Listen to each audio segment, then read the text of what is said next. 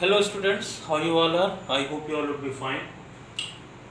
Today we will be continuing from the last paragraph where we have completed in the last paragraph. That was on page number 38, and he just caught the Henry Berg caught the crew member of the ship whose name was active, and the live turtles were there. Means of those live turtles, so many were dead, and the blood was oozing out of their body. So he caught them and convicted them in the court, but they were somehow managed to escape on the ground on of the law that there is no law that states that the turtles are animals. So they were buried, but because of this incident he achieved great attention, and the members and the staff of his society, they they earned the honor of the society. Wherever they used to go, people pay them used to pay them the honor, and they just offered them the chair to sit and everything. Very honorfully they were dealt.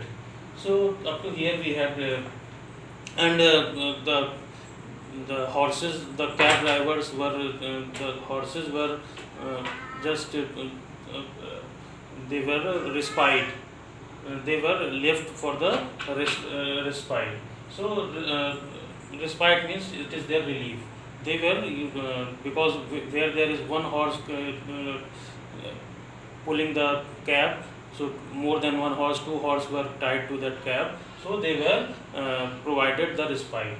So in this way things were going on, and the next thing we will be studying from here, page number 39. One blizzardy afternoon, Henry Berg stepped onto the tracks right in the path of an overloaded passenger car being dragged by two exhausted nags. Unload, he ordered as he showed the society badge. At the driver's refusal to comply, Berg pulled him out of his seat and flung him headlong into the snowbank. This caused the other carriages behind to stop. The traffic jams, unknown in 1870, extended a quarter of a mile. Inside the carriages, the passengers fumed. The transit company tried to send the carriages by alternative routes, but found them blocked by ASPCA agents. Catcalls against Bergs came from cabbies as well as passengers. Evening came. More than 2 hours had passed since the traffic had come to a standstill. Finally, the company gave in. To relieve the burden of the tired nags, their team was doubled. Now 4 horses instead of two would pull the cars. ASPCA had achieved a major victory and won the approval of New York. So one day in the afternoon, he was just going and he saw that 2 horses were pulling the cab and overloaded passengers were sitting on that. So he stopped and he said to the driver, "You come out of the cab." And he refused. He said, "I will not come out." So he just pulled him out of his seat and uh, threw him away, and the carriage was stopped there, and one by one, behind every carriage so many vehicles was there, and standing there, and a long traffic jam was there. People were so much troubled, and the transit company, when they came to know that this incident has been happened, they just ordered their cabs to use some other routes to go. Don't They said to their drivers that don't use that route to go anywhere, you use some other routes. But ASPCA agents, means the society agents, were also active. They didn't allow them to go, and till the evening a long traffic jam was there. So in last, the transit companies, they agreed with Henry Berg, and they said now the number of horses will be doubled. Means first, in the beginning 1 horse was there, then 2 horses, and now the 4 horses were tied to the cab. So it was a major victory for the ASPCA. As the influence of ASPCA grew, it needed more funds which were just not available. The main office did not even have enough chairs for all its agents. Again, destiny came to help Mr. Henry Berg. even for a good purpose also, noble purpose also, we need money. And there was a money problem before the society, and they did not have that much money that they can buy good chairs for her staff and the agents. Burke was requested to visit a sick man in a hospital. He went to the bedside of Mr. Louis Bonnard, a rich Frenchman who had made a fortune trading in animal furs. So one man who was there, whose name was Mr. Louis, he was a French, and he was admitted in a hospital, and someone suggested him to go and visit him. And he was whole life he had been trading in the animal furs, about the animal furs. Bonnard was full of praise of Burke's work, but now when he came to know that Burke is doing such a good thing, he became very impressed. He wanted to leave a fortune of $1 lakh to the society. He had a very big empire of $1 lakh, and he had no family member, so he wanted to transfer the power of attorney in favor of Burke, so that he may do something well for the animals.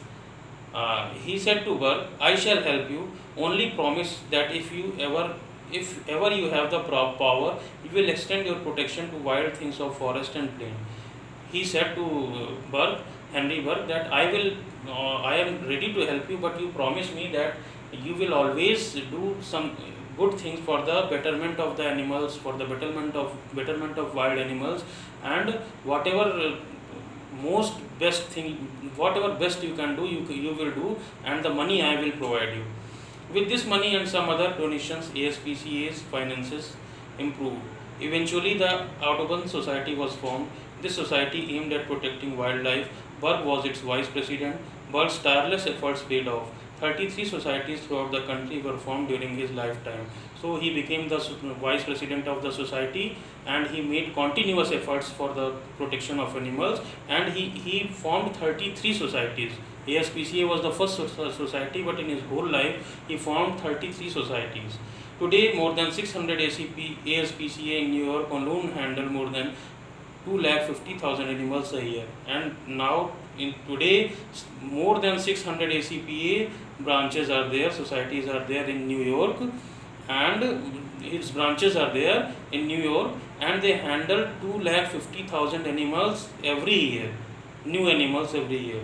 More importantly, every home, classroom, meat and poultry market, pet shop, dog pound, racetrack, circus, and even Hollywood makes definite efforts to be kind to animals. And because of Henry Burke's effort, every working place where animals are used, either it is meat or poultry market or pet shop or any racetrack or Hollywood, if there is anywhere animals are being used, the people are generally kind to the animals.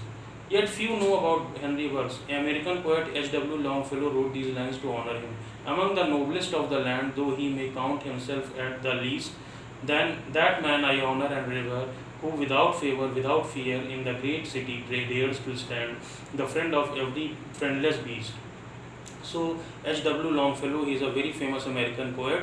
He has said that he is the noblest person of the land, means most kind person of the land. And he had made countless efforts, and for this countless efforts, for the betterment of the animals, I honor and pay him the respect.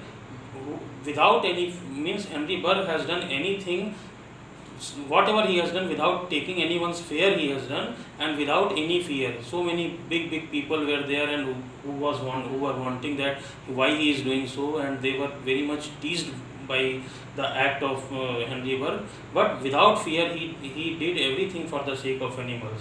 In the great city dares to stand, and he's saying that such a great people were there against him, and he dared to stand. So that is why he is the friend of every friendless beast. Means the animals are means nobody cares about them. So everyone who is friendless, he is the friend of the friendless. So in that way, and that is why its title is also there, Out of Love for the Friendless.